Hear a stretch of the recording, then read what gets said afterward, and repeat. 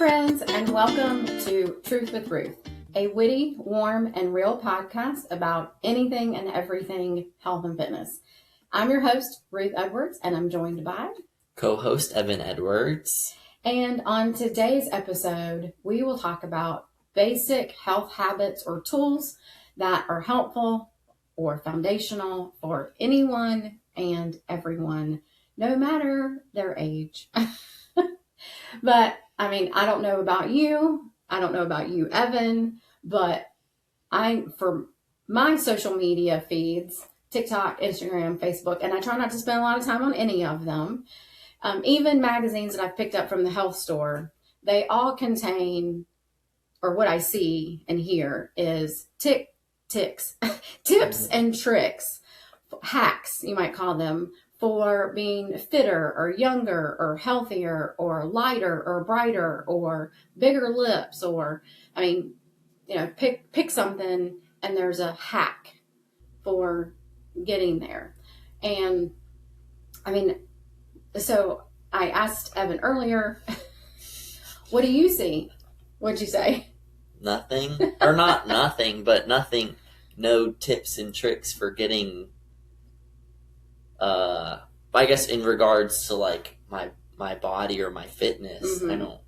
That's not on my algorithm. Right. So he's not looking for that, so he's not seeing it. And so any of your friends ever mention anything? No, not really. He's still too young. So, okay, but eventually it's going to happen.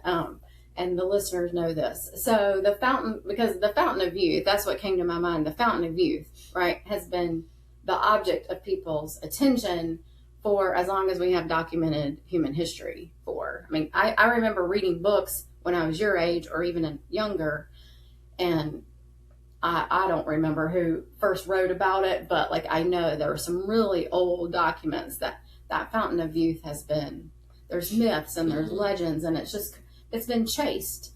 But to my knowledge, no one has ever been able to cheat death, or in maybe this case, life, where no matter what, they've either still aged or they still died.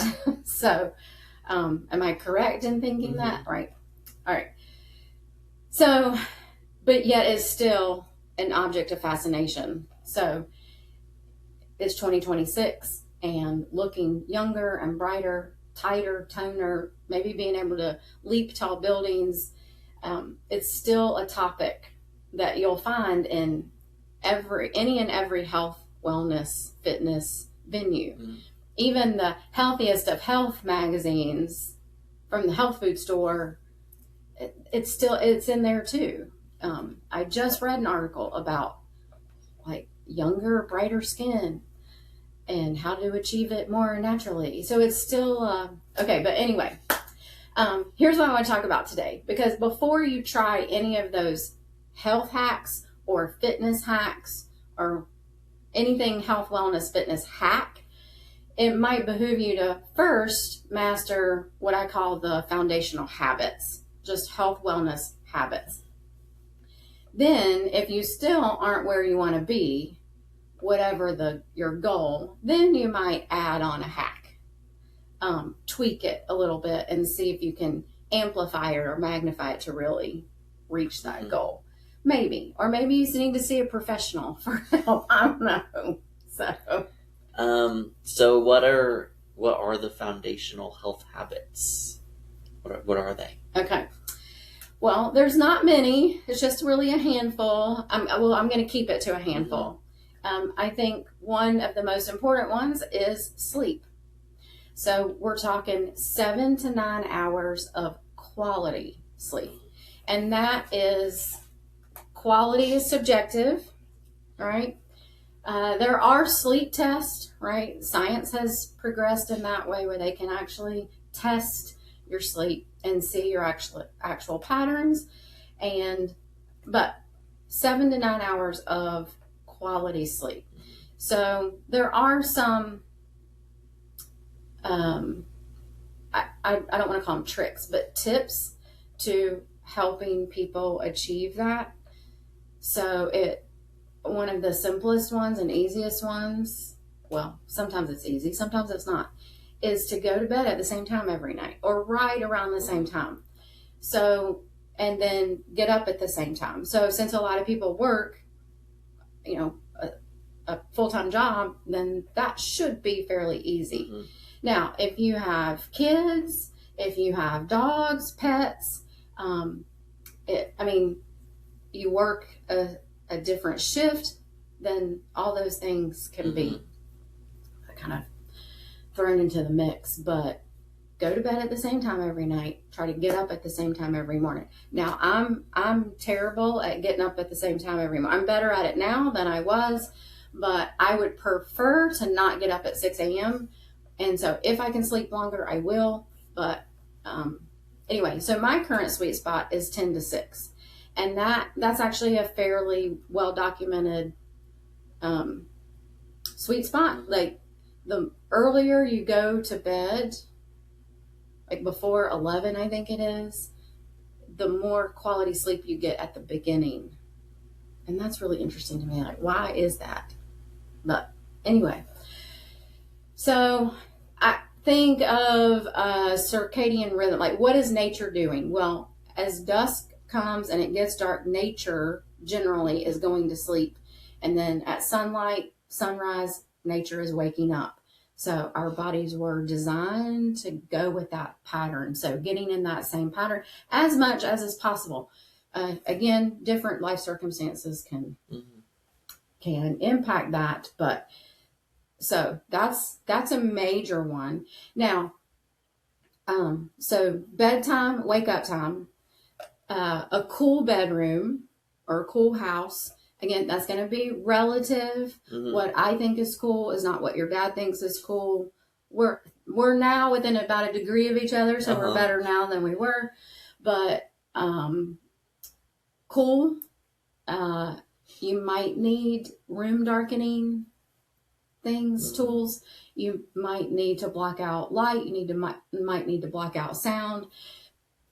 Supposedly, I don't know why, but supposedly white or light colored bedding is supposed to be helpful.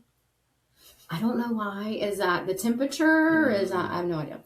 Of course, comfortable bedding, using your bedroom only for sleep. Things like that are supposed to all, not drinking too much water or liquids before bedtime. Right. So what would you do with a little kid? You do the same thing for yourself.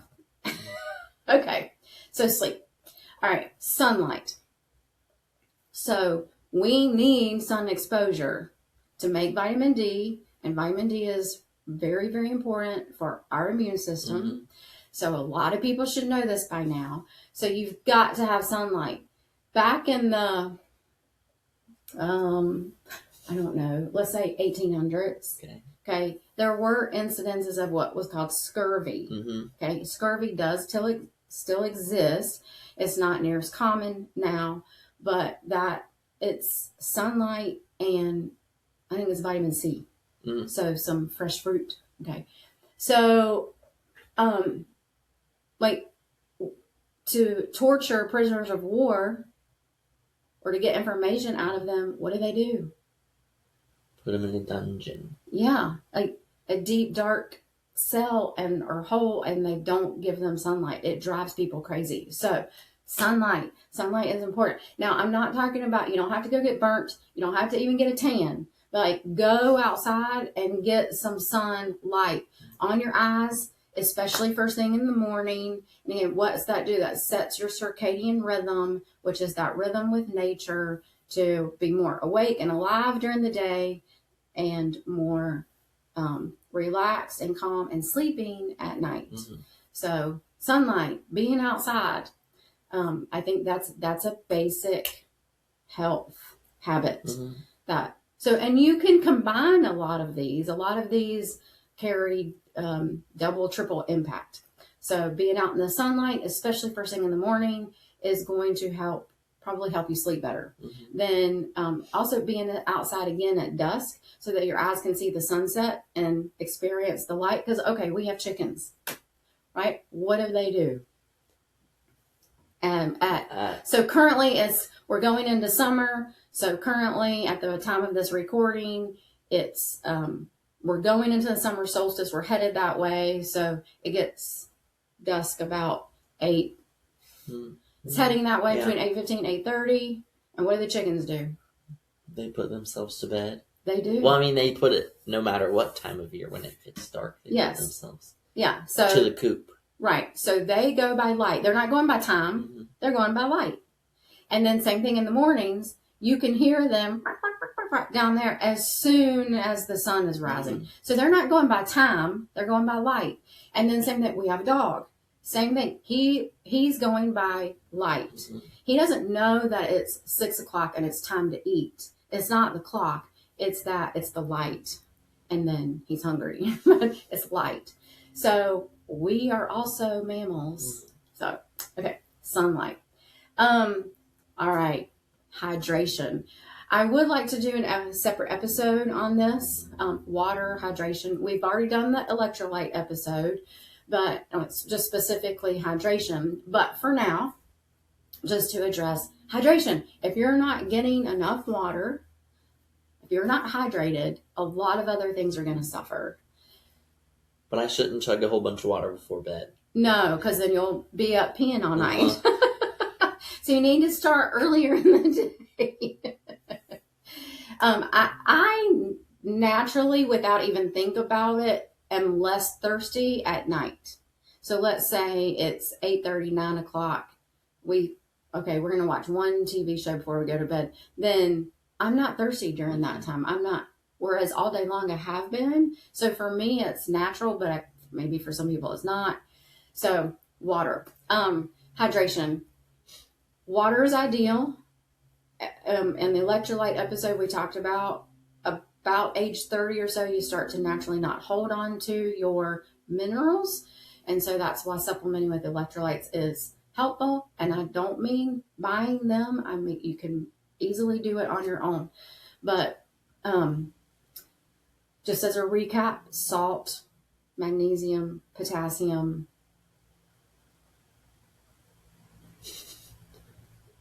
And there's one more. But so drinking water, drinking it all throughout the day. So in other words, like not drinking a whole gallon at once, because there is a danger in that too.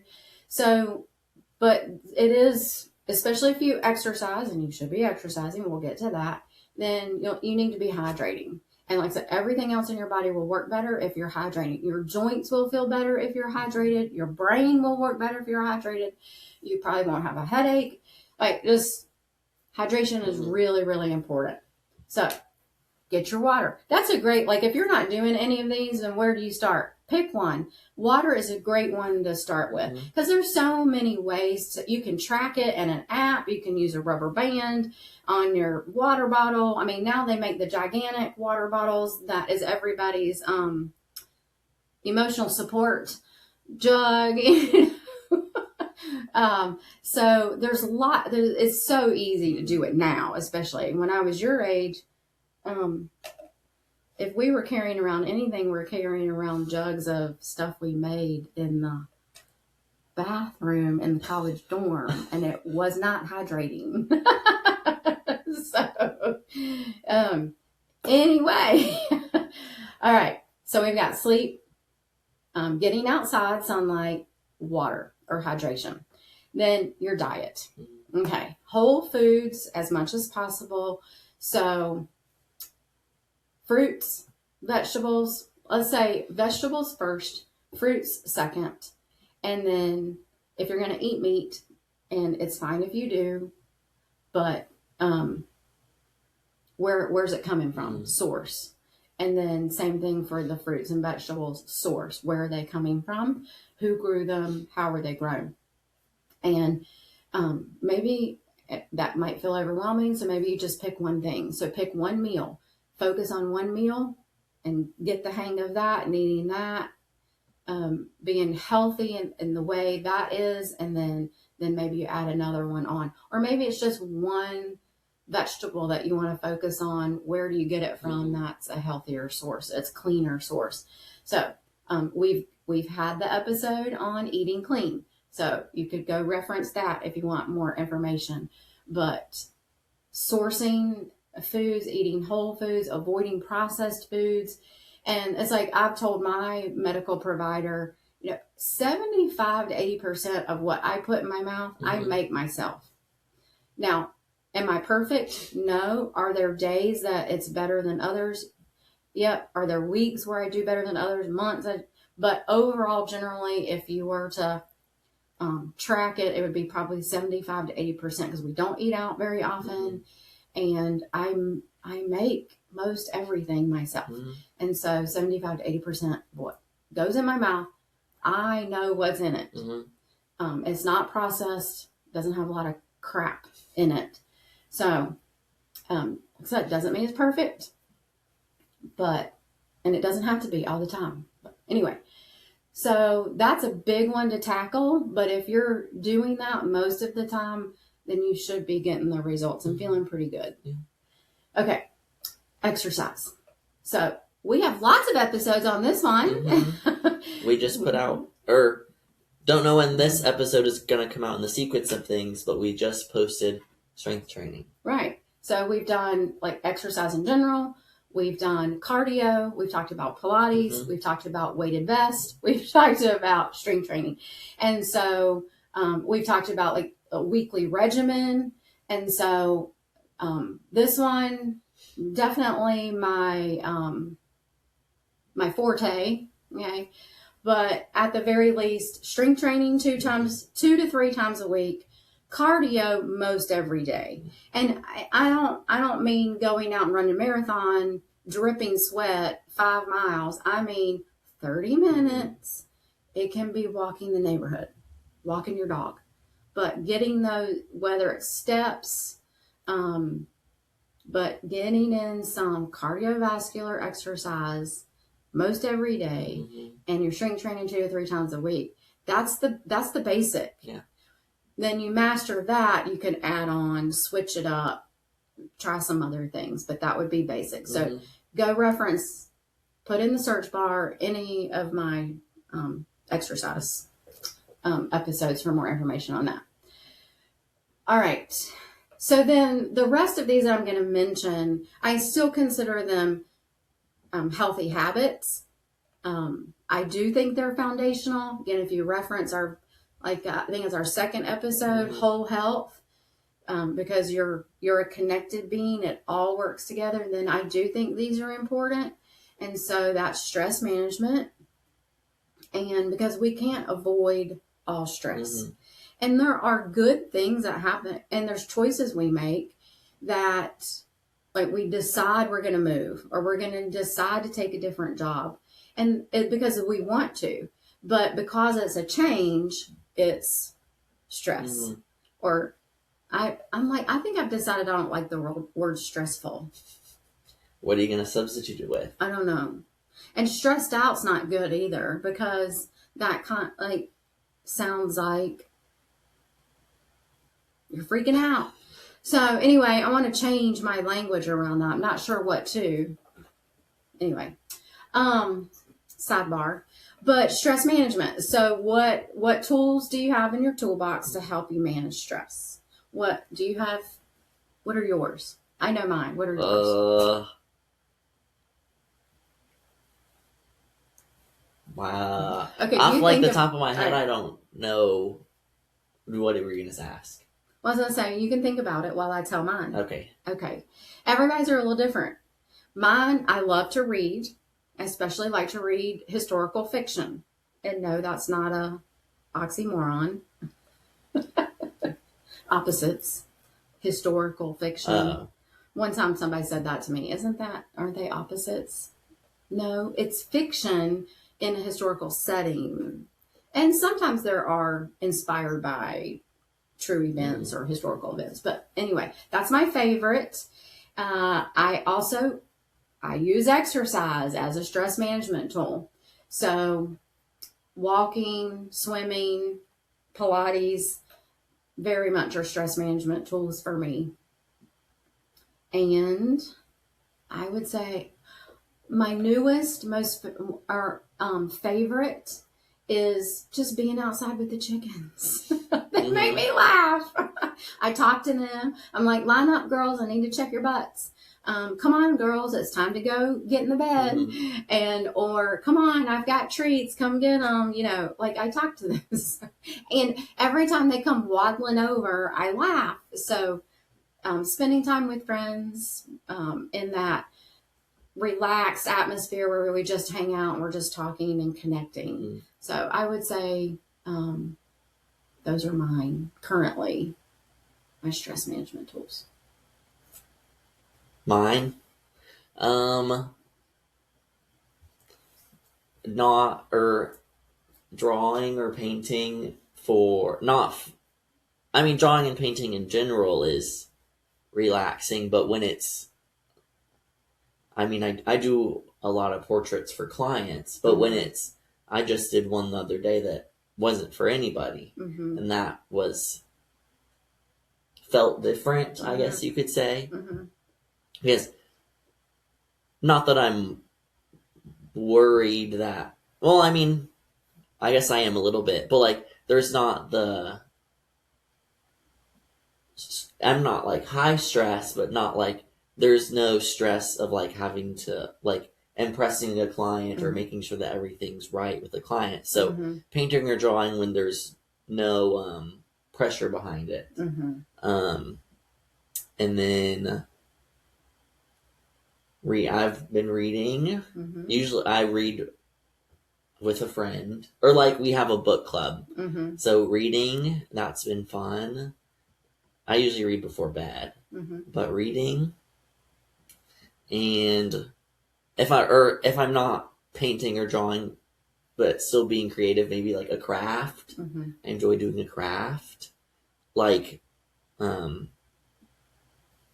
making something, craft. Like you're making a friendship bracelet, or you're making something out of something else. And then I also enjoy to sit out in the sun. Yep. Same. And those are, and so, you know, you'll say, yeah, I'll go for a walk with you. So like just walking and talking. So that would be, so yeah, those are, it's just, and they can look different for a lot of people. So a lot of people wouldn't find painting or drawing I wouldn't stress relieving. That would create stress in me because I'm not artistic in that way. I'm creative but not artistic in that way. So a craft might be fun for me again, but somebody probably needs to be guiding me through it and giving me help. I do like to be creative, but it a little simpler. So so different things are going to work for different people. So find your things and figure out what your tools are and put them in your toolbox and then get them out when you need. So stress management, work. Now that might be paid work. It might be volunteer work. It might be just serving at church or something, but something where it gives you meaning and purpose because God designed us for that, right? Meaning and purpose. So using your gifts, skills, talents, abilities, and resources for how God created you to do that, or what He created you to do. And there's been periods in my life where I struggled with that. I've seen friends struggle with that because life changed and took something away from them. They weren't sure what they were supposed to do with their time, and it can be quite depressing and stress inducing. And so I, do something like find, again, whether it's volunteering, and you can volunteer in so many places. It might be with animals. It might be with babies. It might be at a church. It might be with kids. It might be with the elderly. Like there's just or it might be behind the scenes where you're, I don't know, stuffing envelopes, right? And not having to deal with people. So find something that works for you to give your schedule, your days, meaning and purpose. Because you and I have watched my mom, my grandma, your grandmother, Once she wasn't able to play piano and organ at church anymore, a lot of things shifted and changed. And because that gave, especially in late 80s, it was still gave her meaning and purpose. And then once that was taken away, and she really declined in a lot of ways. And so, like I said, I've seen it numerous times, and in all ages of people, find something to do. Yeah. Right? Work, meaning, a purpose. And then similarly, and kind of in with that, is social connections. So whether it's friends, whether it's neighbors, whether it's where you work or where you volunteer, but those social connections, the relationships, it might be family relationships, it might be friends, but those social connections, friends, family, and sometimes those can be stress inducing. Well, what are there ways that you can reduce that if it is? Are there relationships that when you spend time with them, it's a stress management tool, so working through that and figuring that out. But because, again, we're whole beings and all of those things contribute. Mm-hmm. So physically, sleep, sunlight, hydration, food, whole foods, exercise. Then, in addition, that's going to help with the physical health, but it helps with the other areas of health, stress management tools, work, whatever that looks like for you, and social connections, and then spiritual health. So, spiritually, I'm a Christian believer. So for me, it's praying, reading the Bible, having conversations about it, like trying to be what I believe, like, so walk the talk kind of thing. And then, so if you're not of the Christian faith, it might look something slightly different, but the spirituality as well. And then my last one that I'm going to add is the things to avoid. So avoid lots of alcohol, avoid tobacco, that includes the vaping, and other drugs. Avoid, what do I want to say? Like, maybe avoid jumping in a pond that's filled with, I don't know, chemicals. Like, try to avoid the known carcinogens, tobacco, heavy amounts of alcohol, there's some recreational drugs, like carcinogens that are really hard on your, carcinogens, cancer-causing substances, and then just substances and activities that are really hard on your liver or that are high risk. Yeah. So that's my list. Now, for example, so here's a great example. Okay. So you're doing your basic health habits, right? And you're like, okay, right? Things are clicking, grooving. I'm feeling pretty good. I'll make a tweak. And you're not going to ever have it all perfect all the time. So you might be really good in these areas, and then you got this one that needs a little, and then it's going to be more, let's think more harmony or balance rather than having it all perfect all the time, right? You just can't get there. But, so here's a great example. So there's currently, well, I've been seeing it for a while. Your dad just started seeing it. And so he's been talking about it. But let's take the sunlight health habit, for example. So getting outside, getting in the fresh air. All right. There's a health hack, okay, to sun your booty hole. Okay. Well, I didn't think we were going to bring it up. Well, your dad brought it up, and I was like, actually, it's a perfect example. Okay. That is a health hack. Now, it is supposed to give you more energy and make you feel more alive and all that. Okay. It might certainly work and be helpful. But if you are not doing the basics, it's not going to help. Now, if you're doing all the basics and want to add that, fine. Maybe it'll give you a little boost of energy. But be smart. Yeah, don't get burnt. Don't burn your booty hole. Don't get burnt there. All right, like I said, I've been seeing that circulating around for a while. Your dad just has come across it.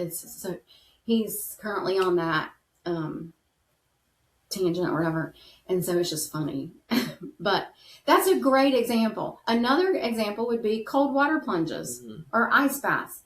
If you're not doing the basics, if you haven't mastered these basic habits, then cold water plunges aren't going to fix you. Okay. If you are weighted vest, another perfect example. If you're not doing the basics, you haven't mastered the basics of strength training and cardio, adding a weighted vest or just doing weighted vest isn't going to fix it, fix your osteoporosis. It's just like, so those are 3 great examples. I'm trying to think of any more, but, or, I wish I had a can drinking this, or, she legit is that, pick a supplement, right? There's some wild and crazy supplements, moringa, or she legit. I don't know if I'm saying that right. That sounds like a bad word.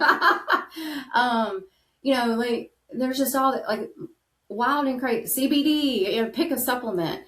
Take this and you'll be better and lighter and brighter, and I don't know.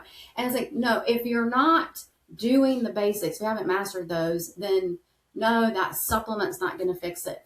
Cold water plunges isn't going to fix it. Sun in your booty hole's not going to fix it.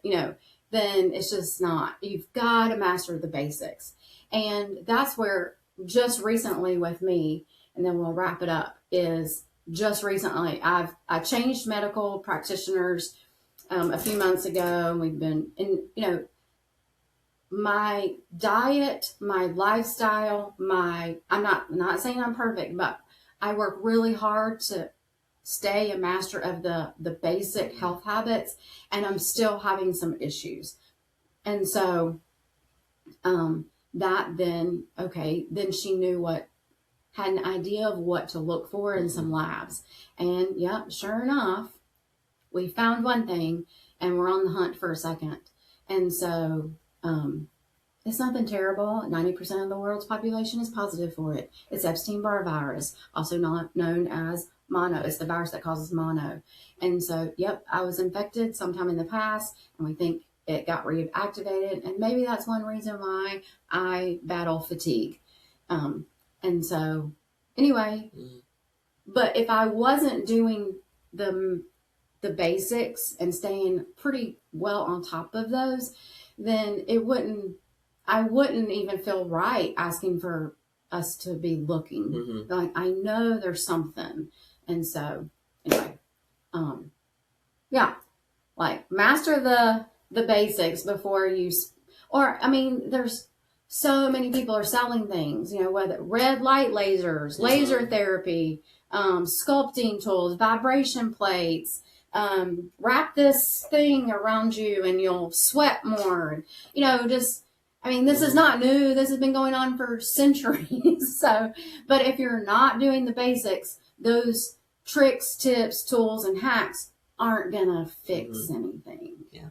And even then, they may not fix any. Even if you are doing the habits, healthy habits, then a tip, a trick, a tool, a hack is still probably not going to fix anything. But is it going to put another tool in your toolbox? Like me having mercury fillings out. Yeah. That did help. It did help. Was it the magic bullet? No. But did it help me? Yes. So anyway, does that help? Was that clear? To me. Well, okay. One more time. We'll recap the basic health habits: sleep, 7 to 9 hours, quality, sunlight, hydration, whole foods diet, exercise, which would be strength and cardio, stress management, some kind of work, social connections, and your spiritual disciplines. And then, of course, avoid all the bad things. But, all right. Well, we hope that's clear. Let us know if you have any questions, though. Mm-hmm. And yeah. Follow us on Instagram at truthruthtruth.pod. You can listen on YouTube, Apple Podcasts, or Spotify. Leave a like, leave a follow, leave a review. save, share with your friends. Save and share with your friends.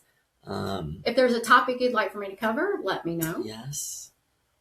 You can support us on Patreon at Reignite Health and Fitness. Mm-hmm.